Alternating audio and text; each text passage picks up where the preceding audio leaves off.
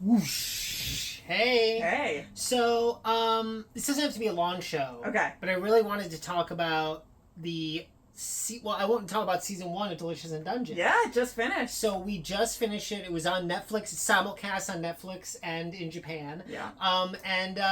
We talked about it a little bit actually a few shows ago because we were talking about like cooking anime. Mm-hmm. But this one, I really loved it. It was so much fun. It was so joyful to watch. The characters are so fun, and like there are big stakes in it because they're trying to find a lost and eaten by a dragon character, but in doing so the whole thing is taking breaks to eat and cook things in the dungeon. Yeah, it's a really fun sort of amalgamation of these like anime cooking shows, but also kind of like a cool like fantasy RPG type Lord of the Rings show. Yeah, well it's like a D&D adventure kind of thing. Yeah. You got your adventure party going in and like you've got the mage and you've got the adventurer and you've got the dwarf and you've got the I don't know, halfling.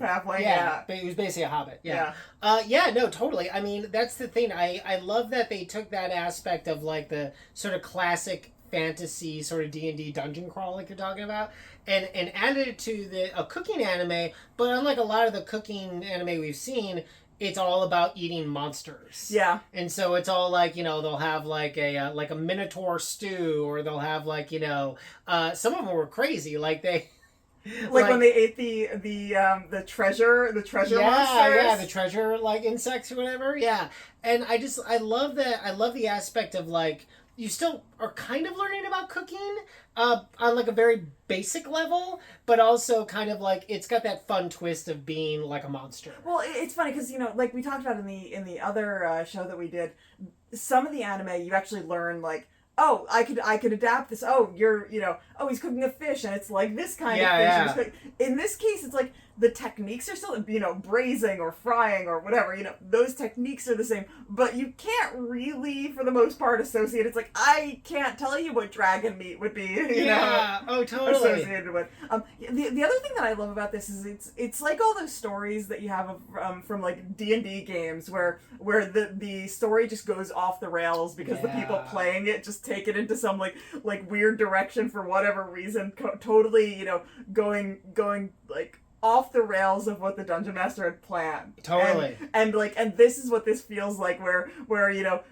something was planned, the adventure was planned, and it's like, no, we're gonna take a break and eat this monster. I know. Well, it's just funny. It's like the culmination of each episode is like eating the monster. Yeah. Well, and I also love just like, from the first episode, they start in like their worst place. Yeah. Like the very beginning is this sort of calamitous like mission that they're on where they end up like one of their members gets eaten by a dragon, and then they have to like basically start going back into the dungeon like through the rest of the first episode, and half of their team left. Yeah, it's like so good. Yeah, like I mean, it's based on manga obviously, and I love I just love all the characters. I mean, that's the one thing I wasn't sure at first because it's always weird when you start out a new show, but like Laos, the main character, I think he's so cool and fun. Yeah. He's got like first Hokage energy from Naruto. Like he's kind and funny and weird, but like cool and heroic.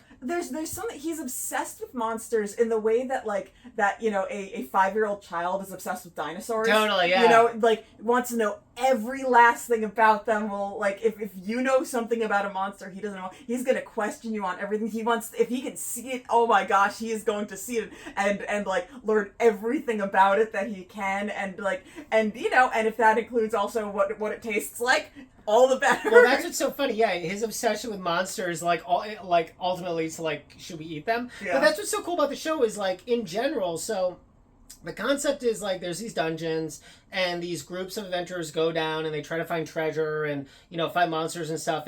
But generally like it's like a normal like they'll bring food with them, and like people are not eating the monsters they're killing in the dungeon, but they don't have time. They have to go save their party member that got eaten, so, and they have no food and no resources, so they have to basically eat as they go along. Yeah, well, the other thing is that, food is expensive. So Yeah. even if they, were able to get back to the surface every time to go get food, they need to be able to afford it. And so, they're being frugal. They're the monsters just make it so that they can survive, and they can just sort of keep on going, straight through to try and save, let's assist their fallen. It's so good, and I love that, the team has, a human, an elf, a dwarf, a halfling, which is basically a hobbit, and, midway through the series, they pick up, essentially, a human cat. Yeah, my other favorite thing is that everyone lists the sword as Yes. a member. So Kensuke, is a member of the team. It technically, the sword has a mollusk creature inside it. The sword has spidey sense, basically. Yeah, the sword is awesome. Yeah, no, it's great. I mean, and it's funny too. My biggest thing about the show is I don't know what the proper age group is, because for me personally, I feel like an 8 or 10-year-old could watch this show, but at the same time, some of the episodes are TVMA and are pretty violent. But I just feel like this is the kind of show you could someone could watch with their kind of kids that are like I said, 8, 10-ish, and it would be fine. I think some of the ones are TVMA because some of the killing is disturbing, even though it's monsters. Yeah, they do find dead bodies and things around. Yeah. There is a lot of blood sometimes, and then all of those sexy images of Senshi. Yeah, that was funny. I was gonna say sometimes the mirages that try to tempt people. That was funny.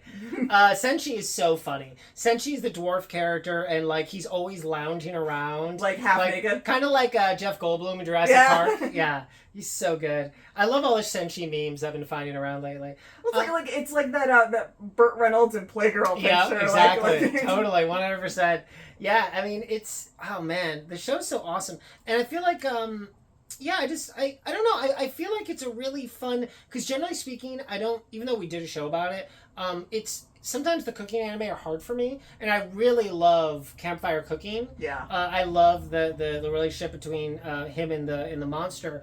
But there's something really sweet about this one, and I really like the team. Yeah. How the team works together and doesn't always get along, the kind of family element of the team. I love it. I think it's so interesting. And I love all the characters, and I love the stakes of the show and the politics of the show, and the whole the kind of Middle Earth sort of elves and versus dwarfs thing going on as time goes on. It's really cool. Yeah, I also like that it feels like a very contained story. There is a bigger world, but I think you were telling me earlier that the manga itself is only 92. It's 97. I think it's 97 chapters total. And the anime left off the end of season 1 in the 50s. 52. Which means that season 2, which is already planned for, should complete the story, and I like that. I like when a story I have no problem with One Piece and stuff, and that can go on forever and it probably will, yeah. But it's also nice the ones that are contained stories, and I feel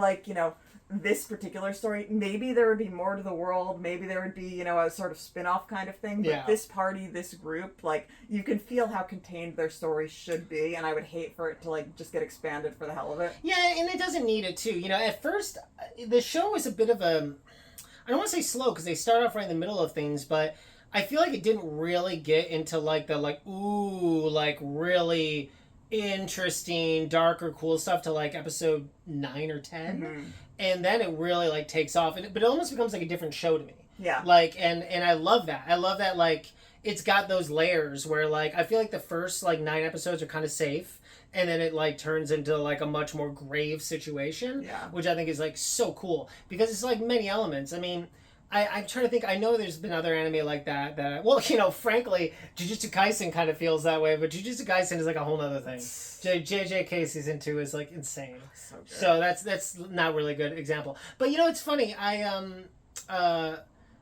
do find though, don't you think kids could watch this show? I think so, but again, it's whatever the parents feel about their kids being exposed to things with like a lot of blood, a lot of, because again, even though they're hunting monsters and stuff, there's some of it's kind of disturbing. Yeah, it is. You know, like and so you know, it's with kids are okay to watch, but with a parent with them to like explain stuff. And you know, and parents have to be willing to sit there and explain the stuff. Like, yeah, but also, you know, the fact that it's fantasy and stuff should also be taken into account. I also think maybe it's just like the animation style to me feels like it would be really appeal to kids because all the characters have kind of a rounder look to them. They have that like a really warm look. Disney wide eyes.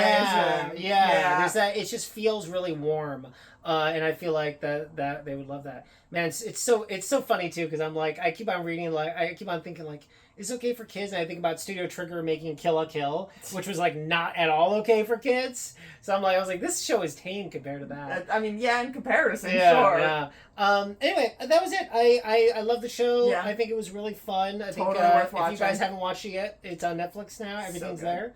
So well worth it. Yeah. All right. Bye.